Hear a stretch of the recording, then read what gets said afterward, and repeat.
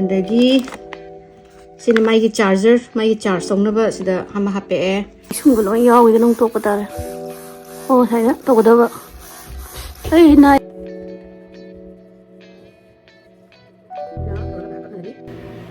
ai gi moisturizer se dunk elephant hana sigi protein gi moisturizer ni yamna ngaujai mk se duna sigi collection angang bam leire ne mapam sa je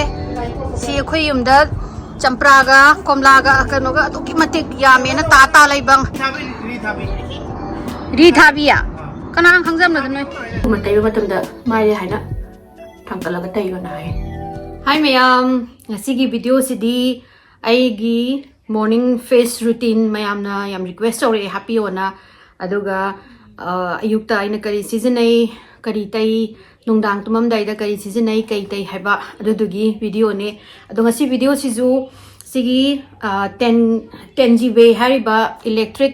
threading se hair removal device asisina sponsor su tobi bane ado asigi se yamna nungai bagi haibadi parlor da ha koi eyebrow to wai chatning ba sila du waxing to ba sije matam heta nang da ba yawi tanja sa da ba adagi ningjanga pa da matam phangok da ba aduda sigi potse aina season ra kan sidadi ade yamna nungai ba aingon yamna lai ra thoe ado hoi aigi sibudi microblading to rabani na shape ta lai but out of the shape lak basing do yam lai na sigi kano sina threadings na lokthok pa yai aduga aham bagi di khitang khutti khara chang hadi khuloi ba khitang amadi daka ta gani mayam sigi naton sumangi sam lokthok ning su side ki loktho su sigi na threading gi chap mane ai ha do hang to ra ga mai lake mai sida kai kri yawi do ka mai na season ai jo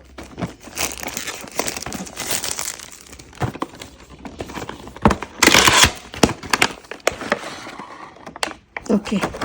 so sign up hape andagi sina mai gi charger mai gi charge songnaba sida hama hape e andagi sisna thread ni langje moina haido cotton gi ni hai si langje ma yaura ani andagi sina charge songnaba sina charge tawraga dum kuina sijana ba yarani aduga sigi pochina to sena tawre se lang masai gi lang jaw jare ado ay amu ulakke kamaina season do no do to sigi pochne to maina je kanoga langa hapaga to haina trading ji tawdoini sisna hoigi loina mak side burn nagragi di naton sumangi do yare ai ngonda mu tawraki yenge yemu toge ko se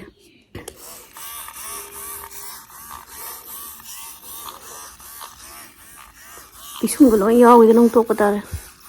oh saya to godaba Eina mai pui base oh it's very easy oh smaina to roga nai sam poi ki bagi na ba yawi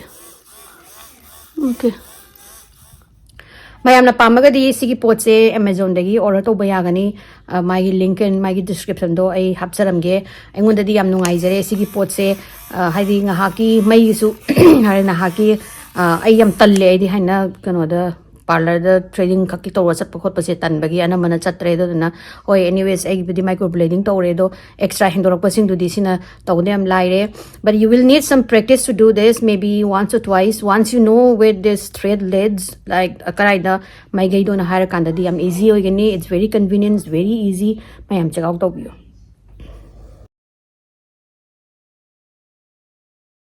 ai tum hogole hozik brush aure face wash aure mai di kentai tari sigi kano se face wash se vitamin C cleanser haina Amazon na su phangbane all natural vegan ni sina mild oil haina ana season abani adoga marakta ai amomo kano gi facial scrub so amu he season ai walnut scrub adu season ai adung every day di sigi sina aloe vera coconut water green tea extract oraga yamna mild oiba organic ki pone do season are adoga mai se heloi baga aina sigi mai se kaim bok tai dari mina aham bada sigi cactus toner pack hana ama laibani sisu dum Amazon da dum phangbani sigi cactus toner pack sina mai sida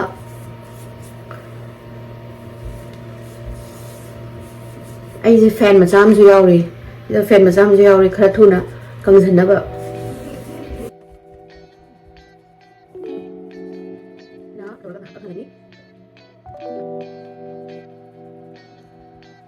pure hyaluronic acid serum sigi serum se yamna important oi nupigi magi khoi face ki matang da sigi serum se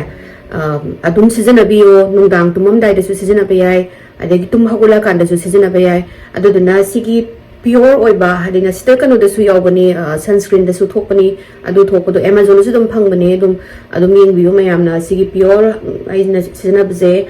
hyaluronic kanu hoi acid serum cosmetica skincare cosmetica skincare na tauba kanu ni siji ai sizana re phana ko ye ro chale sisna just koi skin se chahi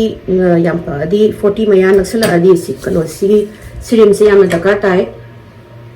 35 tagi dum sizana ba hobo yare ai su hekta kawgal skincare se yam kuin tawgande do antak ti khara kanu tawre dum ritually tawba net tawre andagi asila sigi kanu siloya matungda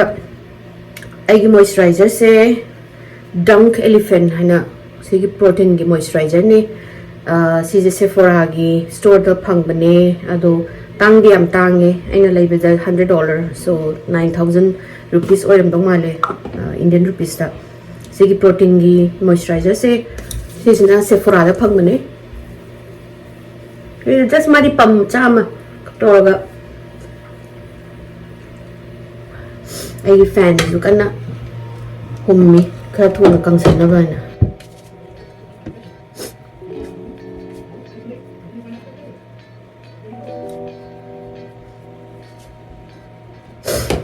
silore adaga sunscreen na si shadow gi sunscreen ni si season ai si su yam nongai hana ina season abne do sina 42 kano ne 42 SPF ne sisu Sephora da yawbani adu Amazon da yawram basu ya zikani Amazon da su loina phangabani na hi sunscreen na mayam na ngasi gi ui ji pura bare skin face ni makeup kam ta yaw tu ngai ge aduga yum da laibani na I will just have a lip blush amma gumama taisalani aduga kaigumba panda angang kai kiloba chalagadi sigi bare mineral gi kanu se compact foundation powder se sina dab tawba lui thaina langba khotpa kai tawba se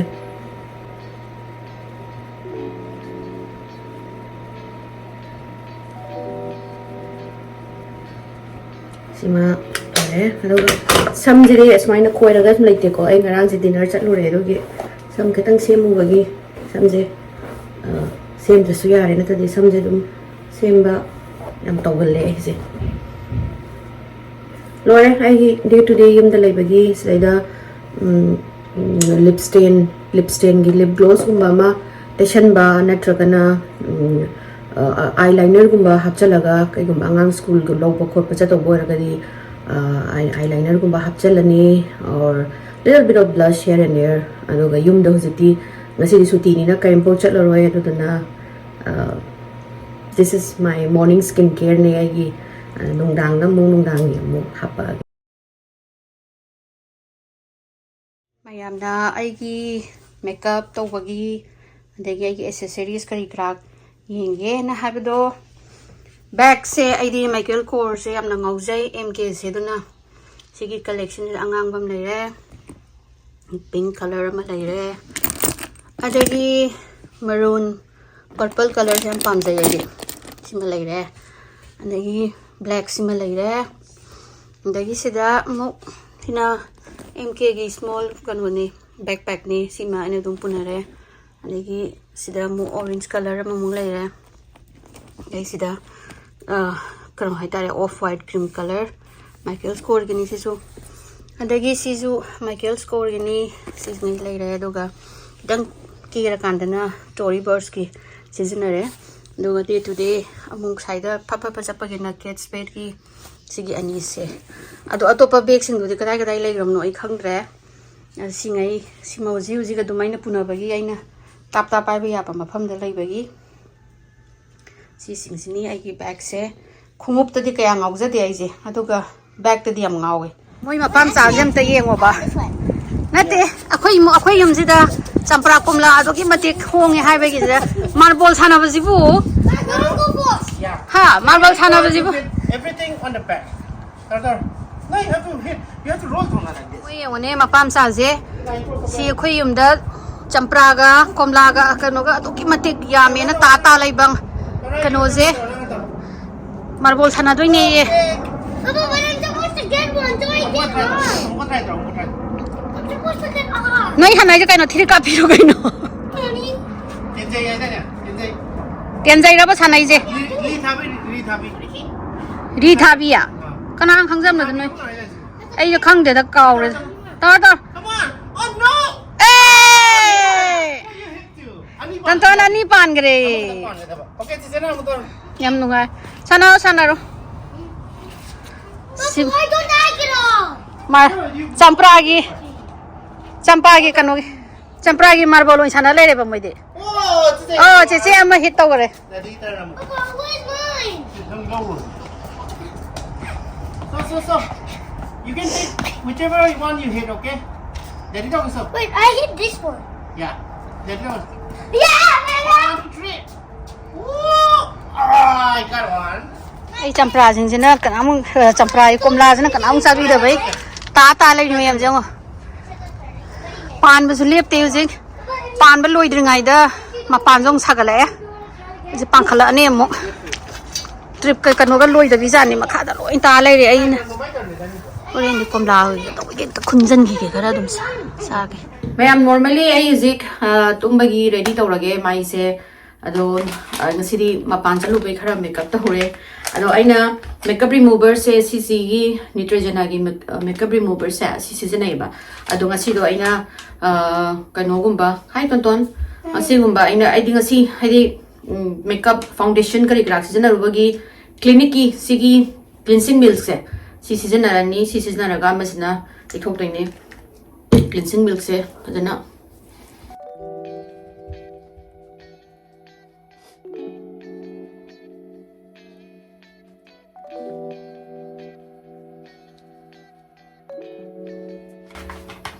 sagi nitrogen agi makeup remover wipes so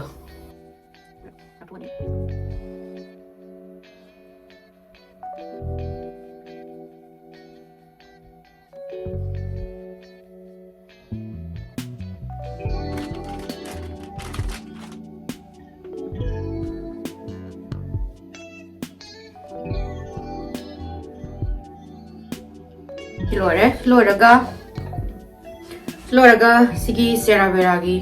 kano se cleanser se si mu na mai ta thoni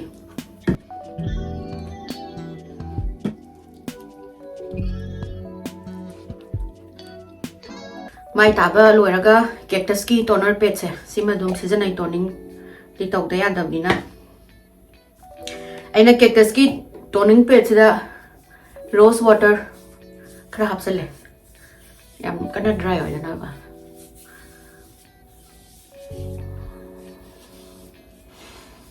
tawraga mo si mukang halani ena sigi je mo season halani sigi acid serum kano se hyaluronic khai si season halani just 2-3 drops atanga dum yare pat tawa adu loraga ini season ai se benefit ki tight and tone hai na season ung dang khak season ai it's just one pump sigi benefit ki sidi Sephora da phang bane na tight and toning tong na ba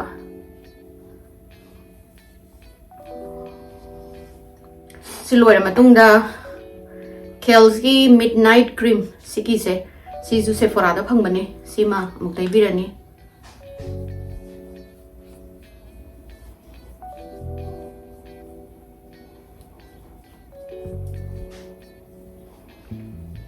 asi se kai gumba aina di haptam da mu face mask sheet hape ado ngasi di hap tare na tadi haptam da amu di hape do na si mayam ji tawdringai da sigi ngasai gi toning kri krak si loraga ngasai gi face mask sheet to hapani midnight cream tairani and then last Japanese ki anti-aging face oil ai si Amazon da phangmane si ma taibirani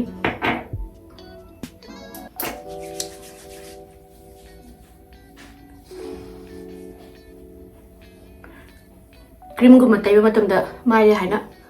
thangkala ga tai ga na hai lift tong na ba